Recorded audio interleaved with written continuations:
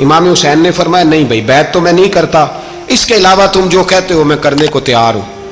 اس نے خط لکھا، عبید اللہ ابن زیاد کو ایک بندہ دوڑایا پیچھے کوفے، چند میل پہ کوفہ تھا، کہا وہ نہیں مان رہے، کیا کرنا ہے؟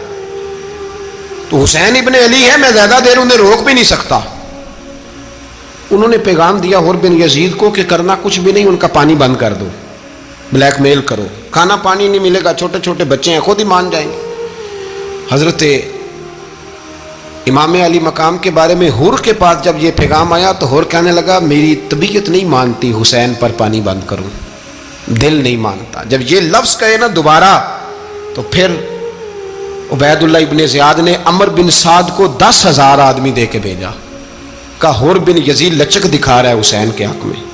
ایک رے کا علاقہ تھا، بڑی وہاں فصل ہوتی تھی، لوگ کوشش کرتے تھے وہاں کا گورنر بننے کی، کوشش کرتے تھے۔ تو عبید اللہ ابن زیاد کہنے لگا تمہیں رے کی گورنری ملے گی، سب سے سرسبز و شاداب علاقہ، تمہیں وہاں کا گورنر بنایا جائے گا اگر حسین کے خلاف لڑو گے۔ یہ اتنی زبردست ہوتی ہیں گورنریاں کہ گورنریوں کے لیے لوگ نسل رسول کے خلاف بھی نکل آتے ہیں، یہ اتنی تگڑی ہوتی ہیں، اتنی جلدی وفاداریاں بدلتی ہیں۔ وقت اتنا نہیں کہ میں مزید تفصیل میں جاؤں۔ امام حسین کو روک لیا گیا، عمر بن سعد نے روک لیا۔ یکم محرم کو امام آئے، 7 محرم تا روکا گیا، 7 محرم کو پانی بند کر دیا۔ جانور پانی پیتے تھے، گھوڑے پیتے تھے، کتے پیتے تھے، لیکن مصطفیٰ کے گھرانے کو پانی پینے کی اجازت 3 دن تک پانی بند رہا۔ 9 محرم کو عمر بن سعد نے اور لوگ بلائے۔ شمر ایک بڑا سخت آدمی تھا، سنگ دل بدبخت، جس نے حضرت علی اصغر کے گلے پر تیر مارا تھا، وہ اور لشکر لے کے آیا۔ رات کو کہنے لگا امام حسین رضی اللہ تعالیٰ عنہ سے کہ بس بڑا ہو گیا، یہ 9-10 محرم کی درمیانی رات، یہاں آپ جنگ کریں گے یا آپ بیعت کریں گے، 2 ہی باتیں۔ امام حسین اندر گئے، سیدہ زینب سے مشورہ کیا، باہر آئے، فرمایا بات وہی ہے جو پہلے دن والی ہے۔ امام حسین رضی اللہ تعالیٰ عنہ نے فرمایا بھائی بیعت تو میں نہیں کرتا، باقی جو تمہارا پروگرام ہے۔ شمر اور ابن سعد کہنے لگے پھر جنگ کے لیے تیار ہو جائیں۔ کیا انداز ہے امام حسین کا، فرمانے لگے کل جنگ کروں گا، مجھے پتا تو ہے جنگ کا نتیجہ کیا نکلنا ہے، ایک رات مجھے دے دو تاکہ میں کھل کے اپنے رب کی عبادت تو کر لوں۔ حسین نے جانا ہے، مجھے پتا ہے کل رزلٹ 72 اور 22,000 کا کیا ایک رات مجھے دو، میں مالک سے راز نیاز تو کروں، میں گویا اس سے پوچھوں تو صحیح کہ مالک میرے والد بھی شہید ہیں، بھائی بھی شہید ہیں، نانا کو بھی دکھوں میں دیکھا ہے، تو اب میری باری ہے تو مالک میں حاضر ہوں، مجھے موقع تو دو، اس لیے کہ میرے نانا نے بدر میں بھی ساری رات عبادت کی تھی، صبح مجھے موقع دو۔ اور دنیا کا اصول ہے جب کوئی موقع مانگتا ہے تو دیا جاتا ہے۔ یہ دونوں کہنے لگے کوئی موقع نہیں۔ حر بن یزید پیچھے سے بولا، کہنے لگا نہیں بدتمیزی نہ کرو، حسین کو موقع دو، تمہیں دینا پڑے گا۔ موقع دیا۔ حر بن یزید نے پھر منت کی، کہا حضور آپ مہربانی کریں مان جائیں۔ فرمایا ماننے والا کھاتا کوئی نہیں، یہ بڑا مشکل کام ہے بھائی، ضمیر کا سودا اب تو عام ہو گیا، بازار لگتے ہیں، ریٹ لگتے ہیں، اپنی اپنی چاہتوں پہ لوگوں نے اپنے اپنے انداز سجائے ہوئے۔ کوئی آدمی بس اچھے طریقے سے نام لے لے تو بس ہم اس کے پیچھے چل جاتے، اب تو عام ہو گیا یہ معاملہ۔ امام حسین نے فرمایا ہو ہی نہیں سکتا، ممکن ہی نہیں ہے۔ ساری رات عبادت میں گزری، ریاضت میں گزری، تہجد کا وقت ہوا تو گھر والوں کو بلایا، فرمایا دیکھنا تمہاری سی کی آواز نہ باہر آئے، خبردار سی کی آواز نہ آئے۔ اور امام زین العابدین سے فرمایا تو بیمار ہے، تو جہاد نہیں کرے گا، لیکن خیال رکھنا پیچھے۔ اور بڑی قیمتی بات بتا رہا ہوں، ہماری بیویاں کسی کے گھر میت ہو جائے تو 4 دن بخار نہیں اترتا۔ امام علی مقام نے سیدہ زینب سے فرمایا تو بڑی ہے، میری بہن ہے، پیچھے سارے بچے ہیں، جوان ہیں، ان کے حوصلے تیری ذمہ داری ہیں۔ صبح جنگ کا طبل بجنے لگا، فجر کی نماز پڑھی، سورج چڑھا، 10 محرم کا دن، جمعے کا وقت، جناب سیدنا امام حسین رضی اللہ تعالیٰ عنہ نے ریت پر سجدے کیے، لمبے سجدے، لمبی نماز۔ سورۃ الشمس کی آیات دوسری رکعت میں پڑھی تو سارا کربلا گونجنے لگا۔ کیا انداز تکلم تھا امام علی مقام کا۔ نماز مکمل ہوئی تو حر بن یزید، عمر بن سعد اور شمر سے کہنے لگے واقعی حسین سے لڑو گے؟ پتہ نہیں کون ہے، कुल ला असअलुकुम अलैहि अजरन, तुमने नहीं पढ़ा? इल्लल मवद्दत फिल कुर्बा, तुम्हारी आंखें बंद है। अल हसन वल हुसैन सय्यदु शबाब अहले जन्नह, तुम्हें नहीं पता? कहने लगा चुप कर, हुकूमत नजर आ रही है। और बिन यजीद कहने लगे फिर मेरा भी फैसला सुनो, मुझे हुकूमत नहीं चाहिए, मुझे जन्नत चाहिए। हुकूमत नहीं चाहिए। इमाम हुसैन की पहली फतह देखें, और बिन यजीद एड़ी लगा के ना यजीद के लश्कर से निकल के इमाम हुसैन के लश्कर में शामिल हो गया। और पहला शख्स जिसने इमाम हुसैन को रोका, इमाम हुसैन के नाम पर पहला सर भी इसी शख्स ने कटाया है। लेकिन यजीद की कब्र पे लानत भी कोई नहीं बरसाता, उसका महल था बहुत बड़ा। लेकिन जब लोग करबला में इमाम हुसैन को सलाम करने जाते हैं तो कदमों में हुर बिन यजीद का मज़ार भी बना हुआ है, उसको भी सलामी दी जाती है। और अब हम अकेला हुर बिन यजीद नहीं कहते, हम कहते हैं हुर बिन यजीद रदी अल्लाह ताला। अब हम इतनी ताजीम करते हैं उस हुर की। जनाबे इमाम हुसैन को मैदान में खड़ा किया गया, जिहाद का तबल बजा, पहले खुद्दाम आए। और सुन लो, आज वो पता नहीं बाजारी से लोग चढ़ गए स्टेजों पे, बाजारी से, ना चेहरे पे दाढ़ी है ना सर पे कोई कपड़ा है, बाजारी लोग हैं, भाग रहे हैं, बाजू चढ़ाए हुए हैं, बटन खोले हुए हैं, तमाशा बना दिया। सुनने वालों का भी अल्लाह ही हाफिज है, वो स्टेज पे अहले बैत की शान बयान करता है, भाग के उधर जाता है। भाई ये कोई तरीका है? सुनने वालों का भी अजीब अंदाज है, हर बंदे को सुनने बैठ जाते हैं।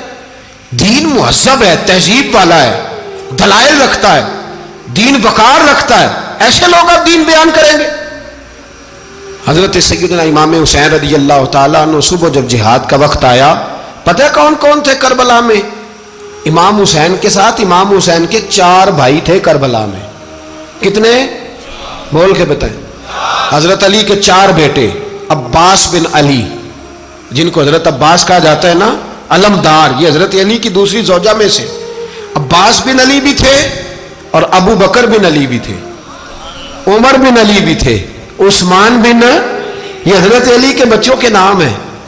ये आपके शहजादे इमाम हुसैन के साथ शहीद हुए। इनका नाम सिर्फ इसलिए नहीं लिया जाता कि इनका नाम खुलाफाए सलासा के नाम पे, हजरत अली ने अपने यारों के नाम पे रखा है, तो तुमने करबला के मैदान से खारिज कर दिया। ये तीनों शहजादे हजरत जनाब सैयदना इमाम हुसैन के साथ थे, ये भी शहीद हुए। हजरत जनाब ज़ैनब इमाम हुसैन की सगी बहन है, इनके 2 बच्चे थे, औन और मोहम्मद। जब इमाम हुसैन मैदान में जाने लगे तो जनाब ज़ैनब बच्चों से कहने लगी, ना पहले भाई नहीं जाएगा, पहले भांजे जाएंगे। 2 बच्चे शहीद हुए। हजरत कासिम बिन हसन इमाम हसन के बेटे थे, वो जब मैदान में जाने लगे तो इमाम हुसैन ने कहा, नहीं भाई तू नहीं जाएगा, तू मेरे भाई की निशानी है, मैं जाऊंगा। तो हजरत कासिम बिन हसन ने एक तावीज़ खोल के दिया। अब्बा जी, मेरे वालिद ने कहा था जब बड़ी मुश्किल आ जाए तो तावीज़ खोल के देखना, तो आज बड़ी मुश्किल आई है तो मैंने तावीज़ खोला है, तो ये देखें क्या लिखा है। ये तो रुका है, तावीज़ है ही नहीं। जब खोल के देखा तो उस पर लिखा था, कासिम अगर हुसैन पे कोई कड़ा वक्त आ जाए तो बैठ के आगे आगे रहना, अगर कड़ा वक्त मेरे भाई पे कभी आ जाए ना, देखना इसके आगे आगे चलना, इसे हसन की कमी ना महसूस हो। भाइयां जिहा साख नहीं कोई जे विच खार ना होवे। सैयदना इमाम हुसैन पहली दफ़ा करबला में उस वक़्त रोए जब ये रुका, आपने देखा तो फरमाया, ठीक है, अगर हसन की ये वसीयत है तो मैंने ज़िंदगी में अगर उनकी हर बात मानी है, अब भी मानूंगा, तुम्हें इजाज़त है। जनाब कासिम बिन हसन 16 साल का जवान जब मैदान में निकले तो हाय हाय पता नहीं कहाँ से आ गई है। इमाम कासिम बिन हसन जब मैदान में निकले तो तबरी से लेकर अल्लामा अबुल हसनात साहब सबको पढ़ के तो देखो, 3 दिन की प्यास है, शदीद आजमाइश है, दुख है, तकलीफें हैं, फिर भी पहली दफा जब मैदान में गए हैं, वापस आए हैं, 19 लोगों को कत्ल करके वापस आए। सुनाओ किस्सा खैबर को, तमामी अपने बच्चों को।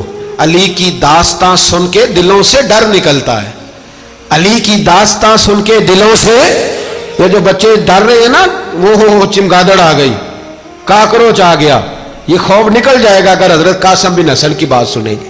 दर्जनों लोग आपने कत्ल किए। एक दफा आए, कहा चाचा यजीद का लश्कर तो बड़ा ही बुज़दिल है, अगर चंद कतरे पानी मेरे हलक से गुजरे तो मैं सारे काट के ले आऊंगा आपके पास, चंद कतरे। लेकिन थोड़ी देर गुजरी, अमर बिन साद कहने लगा, अकेले अकेले जाओगे तो अली का पोता है, یہ سب کو مار دے گا، کٹھے جاؤ، چاروں جانب سے تیر برسے، ایک تیر لگا آ کے گردن کے پیچھے، بس جناب سیدنا قاسم بن حسن گھوڑے سے نیچے گرے تو جناب زینب حوصلہ کر کے آنسو سمیٹ کے کہنے لگی میں دیکھ رہی ہوں پردے کے پیچھے سے حسین میرے بھائی کا بیٹا گر گیا ہے، جا اسے اٹھا کے لا۔ حضرت امام حسین ان کو اٹھا کے لائے تو امام حسین نے سینے سے لگایا ہوا تھا تو ان کے پیر، ان کا قد لگتا تھا امام حسین سے زیادہ ہے، اٹھا کے لایا، لٹا دیا گیا۔ امام حسین کے اپنے بڑے بیٹے میدان میں نکلنے کو، علی اکبر نام ہے، جب جن لوگوں نے حضور کو نہیں دیکھا تھا وہ جب کہتے نا ہم نے نبی پاک کا دیدار نہیں کیا تو بتاؤ کس طرح کے تھے، تو بتایا جاتا تھا کہ جناب علی اکبر کا دیدار کرو، ہم شبیہ مصطفیٰ۔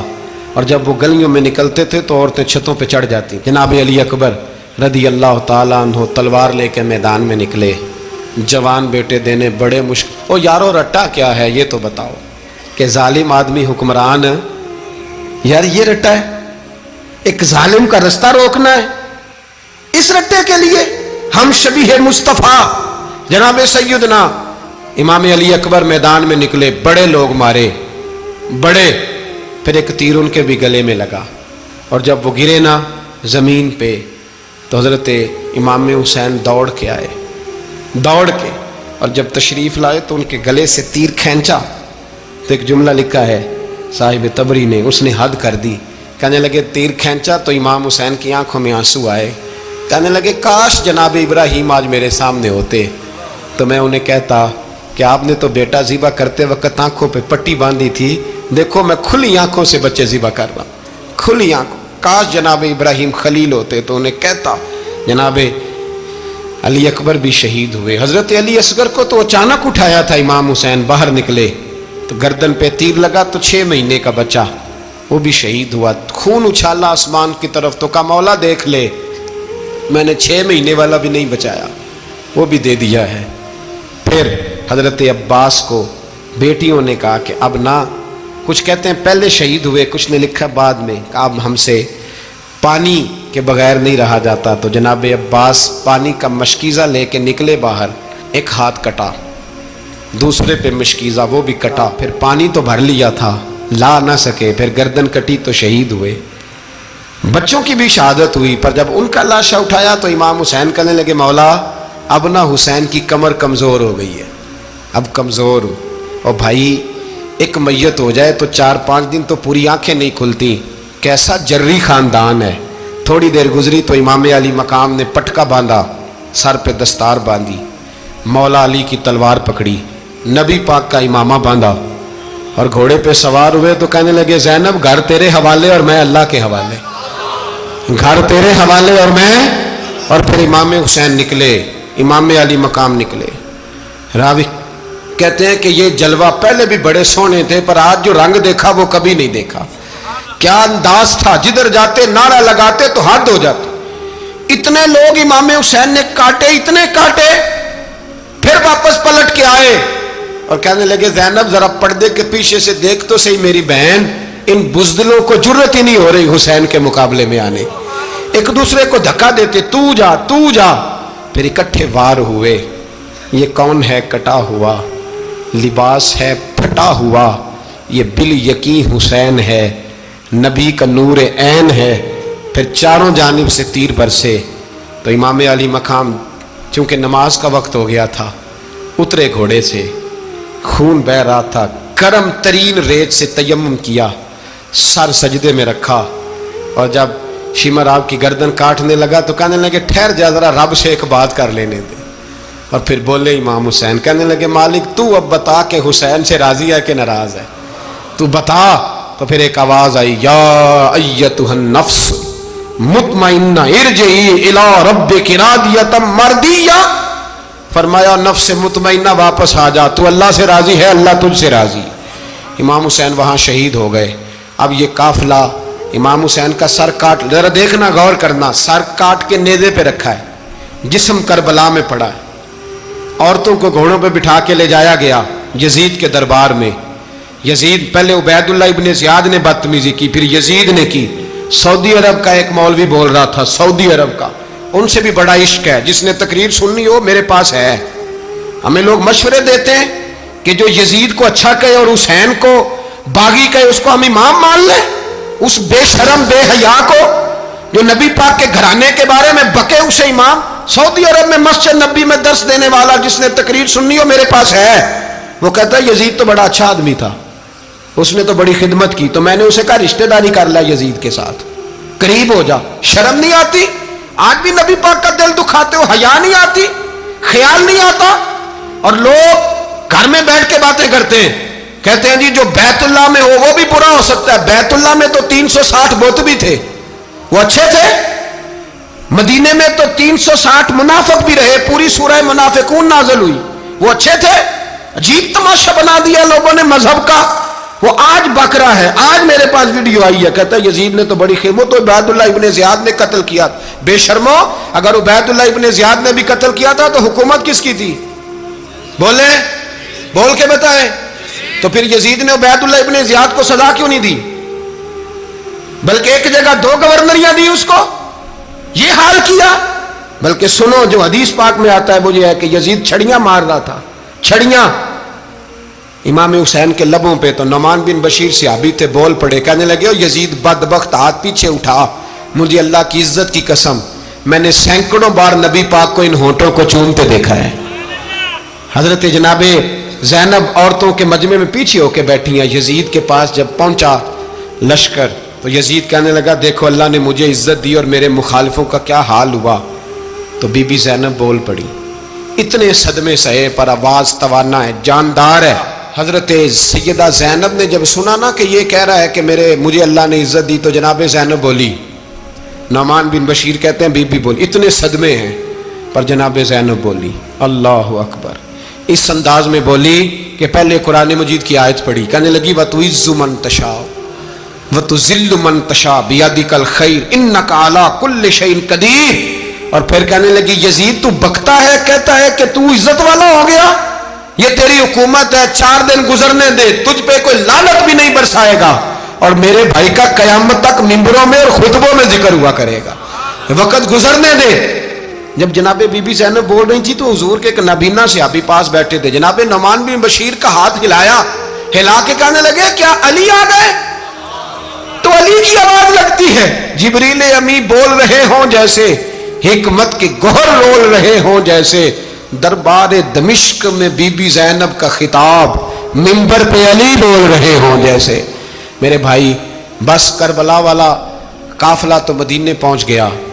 3 سال یزید نے حکومت کی, شرابیں عام ہو گئیں, مکے پہ حملہ ہوا, خانہ کعبہ کا غلاف جلا, مدینے پہ اس نے حملہ کیا. 3 دن مسجد نبوی میں اس نے گھوڑے باندھے, مسجد نبوی میں صحابہ کو نکال کے اپنا اس نے امام مقرر کیا, لیکن پھر امت نے اسے قبول نہ کیا. پھر وہ رسوا ہوا اور آج تک وہ رسوا ہے. لیکن امام حسین کا نام کل بھی زندہ تھا اور آج بھی